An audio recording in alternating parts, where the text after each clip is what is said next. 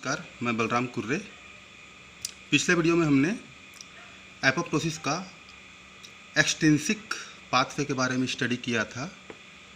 इस पार्ट में हम आज इंट्रिंसिक पाथवे ऑफ एपोप्टोसिस के बारे में अध्ययन करेंगे। तो इस इंट्रिंसिक पाथवे ऑफ एपोप्टोसिस को माइटोकॉन्ड्रियल मेडिएटेड पाथवे या कैस्पेज डिपेंडेंट इंट्रिंसिक पाथवे के नाम से भी जाना जाता है। चूँकि इसमें सेल को जो मिलने वाला डेथ सिग्नल होता है वो कोशिका के अंदर ही ओरिजिनेट होता है। इसमें इस इंट्रिंसिक पाथवे में कोई रिसेप्टर प्रोटीन की आवश्यकता नहीं होती है। तो आइए देखते हैं, यह है इंट्रिंसिक पाथवे ऑफ एपोप्टोसिस। इस प्रकार के एपोप्टोसिस के लिए जब कोशिका को एपोप्टोसिस में जाना होता है तो जो सिग्नल क्रिएट होता है वो सेल के अंदर ही उत्पन्न होता है। अनेकों कारण हो सकते हैं, जैसे कि काज है ऑन्कोजेनिक स्ट्रेस हो सकता है, या biochemical stress, ROS reactive oxygen species के फ्री रेडिकल की वजह से हो सकता है, या वायरस अटैकिंग की वजह से हो सकता है, या लेक ऑफ ग्रोथ फैक्टर या न्यूट्रिशनल डिप्राइवेशन की वजह से ये इंटरनल सिग्नल क्रिएट हो सकता है।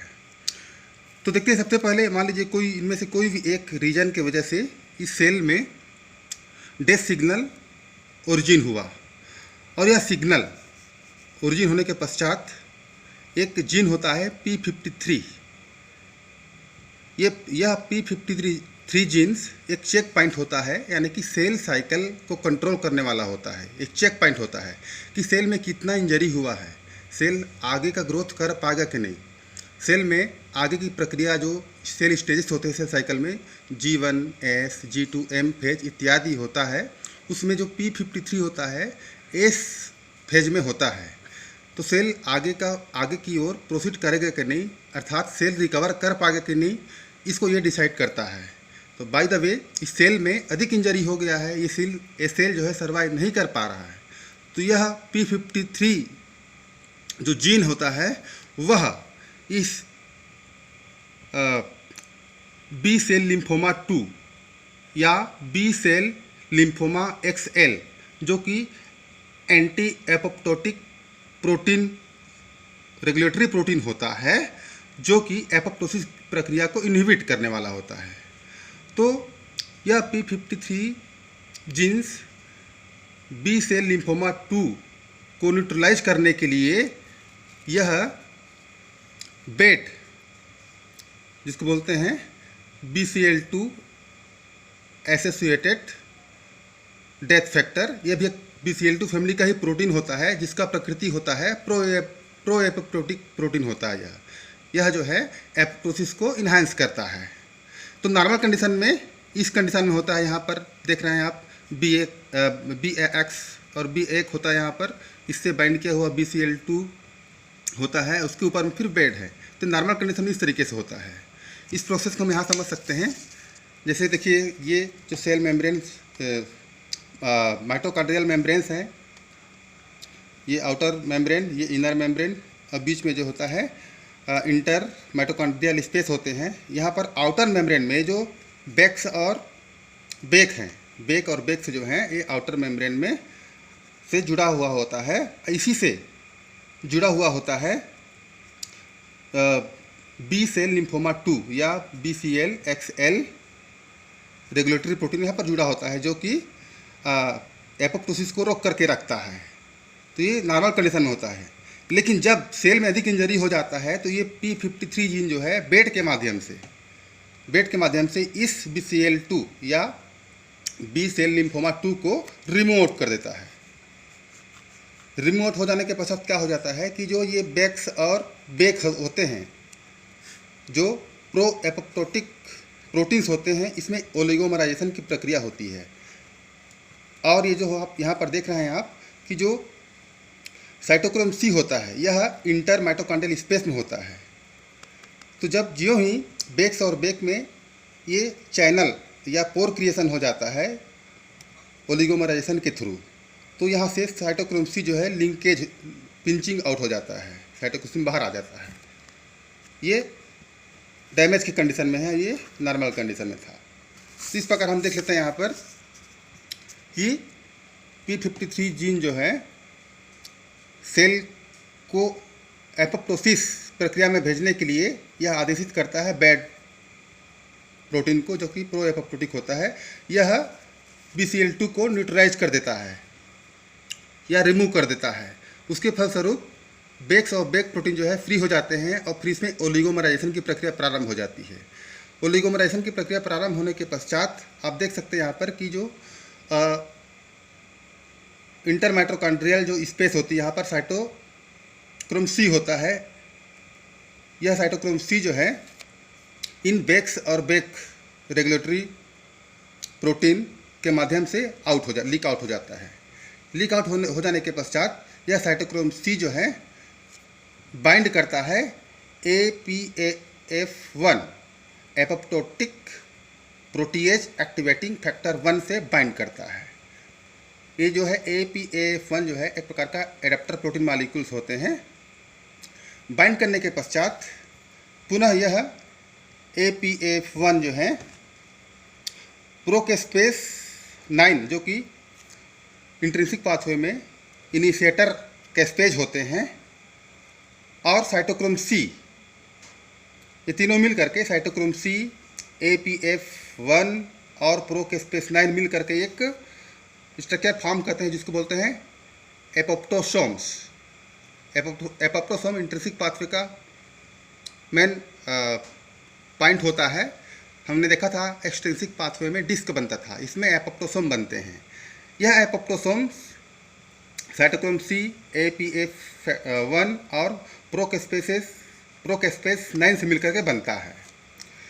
यह एपोप्टोसोम आगे जो है एक्टिवेट करता है प्रोकेस्पेस 9 को। प्रोकेस्पेस 9 को एक्टिवेट करने से पहले इसमें 2-3 प्रक्रियाएं होती हैं। पहला है ऑटोक्लीव की प्रक्रिया होती है, यानी कि जो एक प्रोकेस्पेस 9 प्रोटीन होती है वो लार्ज मॉलिक्यूल होते हैं। इसमें ऑटोक्लीव मीन्स अपने ही लंबे चैन को काट करके वह छोटे रूप धारण कर लेते हैं और वो डाइमराइज की प्रक्रिया होती है, जिसके फलस्वरूप वह टेट्रामर फॉर्म में आ जाते हैं, अर्थात वह एक्टिव फॉर्म में आ जाते हैं। तो एक्टिव फॉर्म में आ जाते हैं, इसको बोलते हैं कैस्पेस 9। यह इंट्रिंसिक पाथवे का इनिशिएटर कैस्पेज होता है जो कैस्पेस 9 को एक्टिवेट करता है। कैस्पेस 9 जो है कैस्पेस 3 को क्लीव करके उसके लार्ज जो पॉलीपेप्टाइड चेन को काट करके इसको एक्टिवेट बना देता है। कैस्पेस 3 इसमें एस्क्यूजनर कैस्पेज होता है। यह आगे जो है इसमें भी डाइमराइजेशन की प्रक्रिया होती है। 4 यूनिट से बना होता है, 2 लार्ज सब यूनिट और 2 स्मॉल सब यूनिट से मिलकर के बना होता है। इसमें भी क्लीव की प्रक्रिया होती है जो कैस्पेस 9 के माध्यम से होती है। इस प्रकार कैस्पेस 3 भी हेट्रोटेट्रामर फॉर्म में आ जाता है और यह जो है इंट्रिंसिक पाथ का भी एक्सक्यूजनर या कार्यकारी कैस्पेज होता है जो आगे की ओर प्रोसीड करता है एपोप्टोसिस को। यह कैस्पेस 3 जो है CAD जिसे बोलते हैं कैस्पेस एक्टिवेटेड डीएनएज को एक्टिवेट करके न्यूक्लिएज, प्रोटीएज इत्यादि एंजाइम को डिग्रेड कर देता है, तोड़ देता है, जिसके फलस्वरूप फिर सेल्स में ब्लेबिंग, क्रोमेटिन कंडेंसेशन, स्केलेटन का डिग्रेडेशन इत्यादि हो जाती है, जिसके फलस्वरूप कोशिकाओं में एपोप्टोसिस की प्रक्रियाएं होती हैं।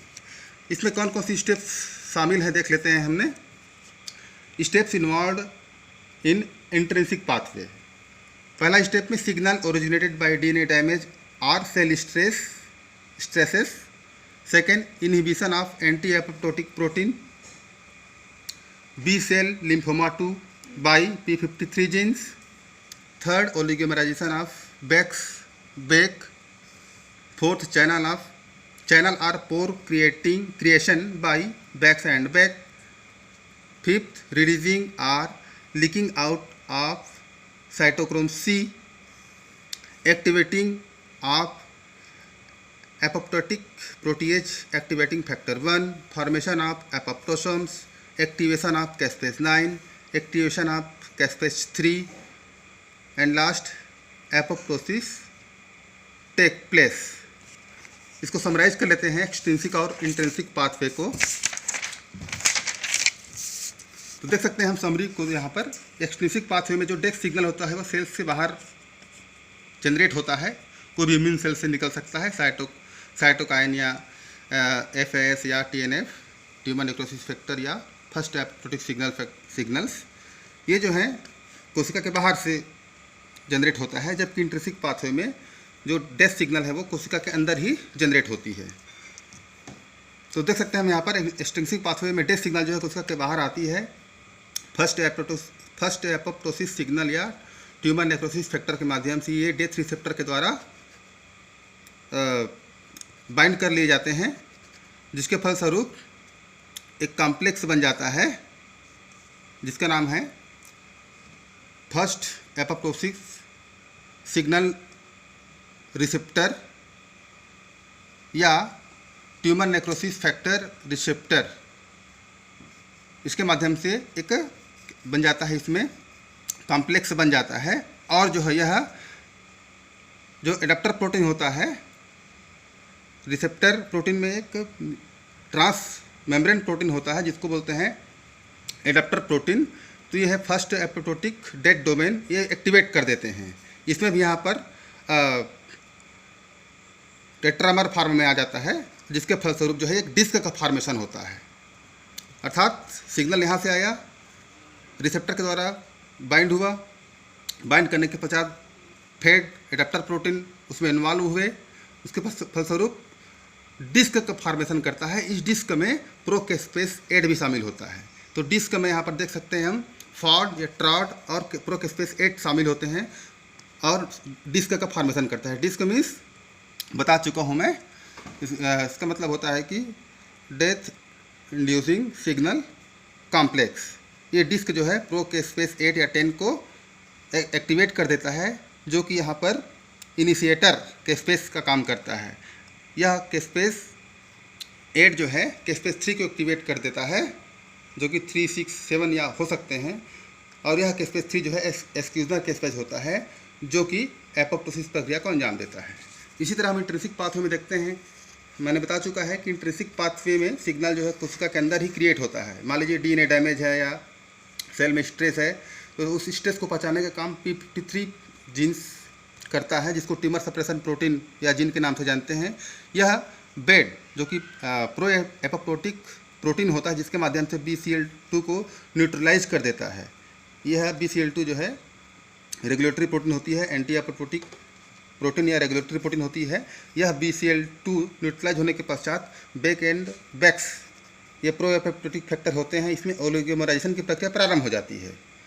और ओलिगोमराइजेशन के फलस्वरूप इस बैक्स और बेक प्रोटीन में, जो कि आउटर मेम्ब्रेन में होता है, उसमें चैनल बन जाता है, पोर बन जाता है, पोर क्रिएशन होता है, जिसके फलस्वरूप साइटोक्रोम C लीक आउट हो जाते हैं, जिसके फलस्वरूप साइटोक्रोम C जो है APAF1 से बाइंड कर लेता है और फलस्वरूप बना लेते हैं एपोप्टोसोम। एपोप्टोसोम में प्रोकेस्पेस 9, साइटोक्रोम C और APAF1 शामिल होते हैं। यह एपोप्टोसोम कैस्पेस 9 को एक्टिवेट कर देता है, जो कि इंट्रिंसिक पाथवे का इनिशिएटर कैस्पेज होता है। और यह कैस्पेस 9 एक्टिव कैस्पेस 9 जो है कैस्पेस 3 को, जो कि एक्सक्यूजनल कैस्पेज होता है, यह एक्सक्यूजनल या कार्यकारी कैस्पेस सेल्स में उसके न्यूक्लिएज, प्रोटीएज इत्यादि एंजाइम को एक्टिवेट करके एपोप्टोसिस प्रक्रिया का निष्पादन करते हैं। तो इस तरीके से ये कंपैरिजन में देख लिया हमने एक्सट्रिंसिक और इंट्रिंसिक पाथवे में।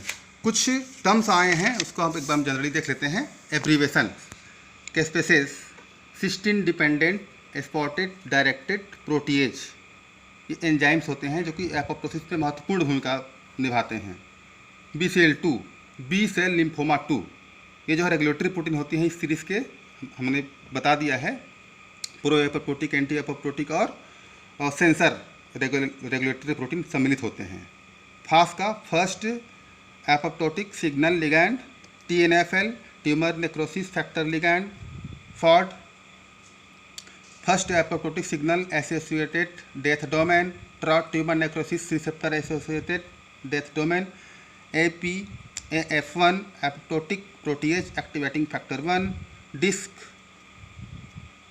Death inducing signal complex, tumour suppressor protein 53, Bax BCL2 associated X protein, FASR first apoptotic signal associated signal receptor, card caspase activated DNase, bad BCL2 antagonist of cell death, card caspase recruitment domains, FAK focal adhesion kinase, and last TBEAD BCL2 interacting death factor, जो कि cytochrome C को leakage out करने में भी help करता है। यहाँ पर साइटोक्रोम C को लीकेज आउट करने में TBEAD भी हेल्प करता है। यहाँ पर यह है इंटरक्रिस्टियल स्पेस या इंटर माइटोकॉन्ड्रियल स्पेस, तो TBEAD का भी यहाँ पर रोल होता है। तो इस तरीके से देखा साथियों कि इंट्रिंसिक पाथवे में किस तरीके से ये सारे स्टेजेस आते हैं, और एक जो नॉर्मल कोशिका है वह जो है एपोप्टोसिस प्रक्रिया के अंतर्गत मार दिए जाते हैं। धन्यवाद।